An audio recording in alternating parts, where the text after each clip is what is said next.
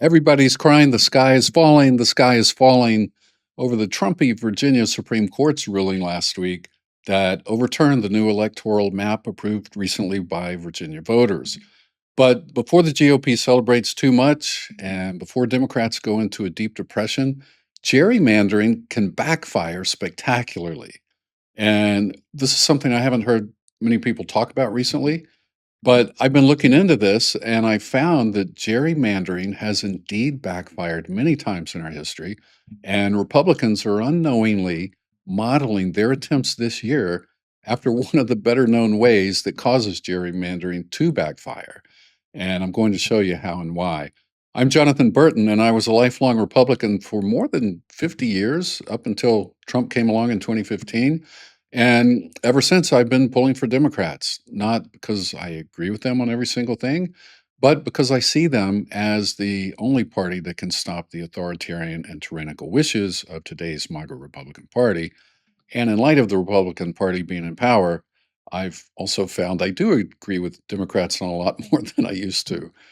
But before I get into why Republicans have chosen the wrong gerrymander model, and especially why they've chosen the wrong year for it, and how that could really backfire, do you know where the term gerrymander came from? The term itself, this is kind of interesting. It comes from 1812 when Massachusetts Governor Elbridge Gerry approved a bizarrely shaped state Senate district benefiting his party. One newspaper back then said it looked like a salamander, so it earned the nickname Gerrymander in honor of Governor Gerry. Ironically and instructively, though, Gerry's party still suffered losses in that election despite the map. And if you're naturally curious, you're probably wondering, was he a Democrat or a Republican? Well, this was 1812, and he came from a party that later came to be known as the Democratic Republican Party. So he was a bit of both. Anyway, all right. Well, the good news is gerrymandering has a long history from the very start, in fact, of unexpected backfires on the party that designed it.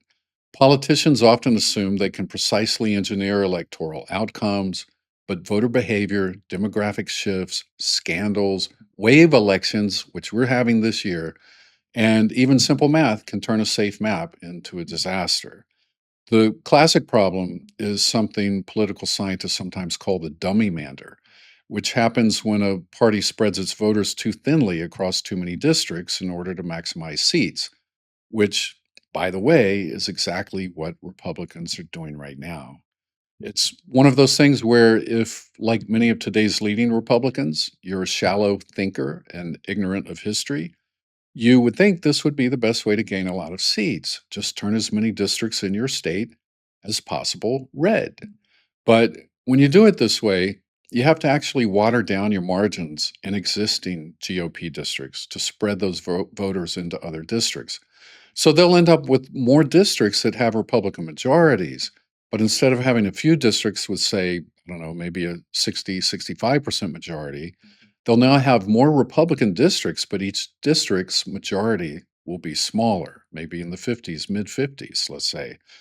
This means that districts that used to be completely unbeatable because they had huge 60, 65% Republican margins, those districts now become competitive.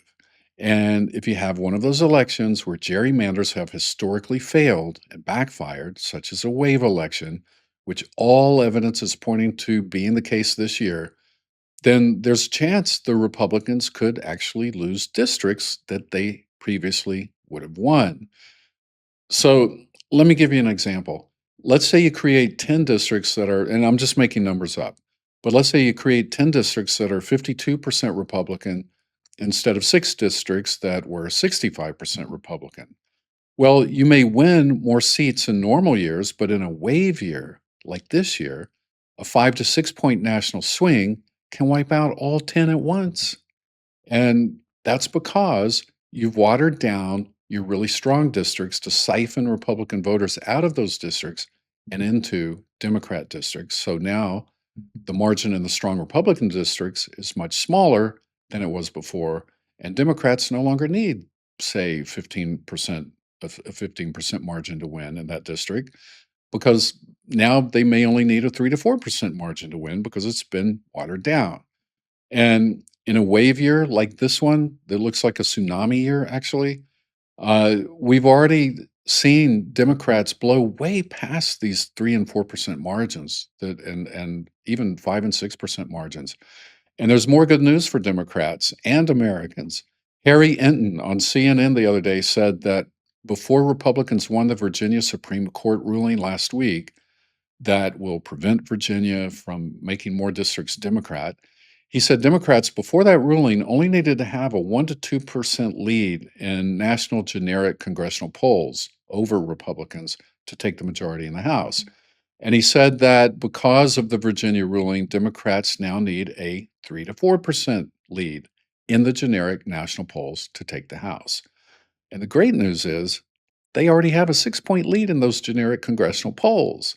In fact, in his report from yesterday, he said the lead right now was actually 6.1% Democrat. And he said last week the lead was 5.9%. So it's up 0.2 point in a week. And, that's looking great. But today, in checking the polls before I went on, the lead has increased today to 6.6%. So it is high and climbing. And in other words, it's already well above what it needs to be to overcome the disadvantage in Virginia and all other Republican gerrymandered states. And that lead is growing. It's growing. And I think it's safe to say, with the disaster in the White House, that things aren't going to get better between now and Election Day. What we know about this president is when one thing goes bad, he will always do some dramatic thing to take attention off of it. And then the dramatic thing he does ends up being way worse than the thing he was trying to take our attention off of. So it's a pretty good bet that things aren't going to get better between now and Election Day. And that, of course, makes this very much a wave election year, even more like a tidal wave or a tsunami.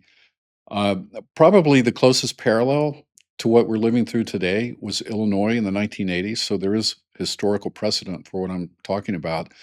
That's when Republicans, after the 1980 census, created a highly optimized map designed to maximize the number of GOP seats. That's exactly what Republicans are doing now. Then a Democratic wave hit in 1982 due to the terrible economy during Reagan's first 2 years in office. Remember, he took over Carter's economy, which was bad, and it got worse during his first 2 years before it turned around. So that's also exactly what's happening now in terms of this being a bad economy, and it's getting worse. I just saw the report on inflation that said it's now 3.8%. And I think the month before it was 3.4 or something like that. Anyway, it's going up. It's getting close to 4%. And that's getting close to being double what it was when Biden left office. So much for Trump on the economy. And, a lot of people are going to be very upset about that. But back to Illinois in the 1980s, because the GOP districts have been watered down so much, because they watered them down so much so they could spread around GOP voters to Democrat districts, Democrats ended up sweeping far more seats than expected. Before that 1982 election, Republicans held 14 congressional seats in Illinois, and Democrats only 10.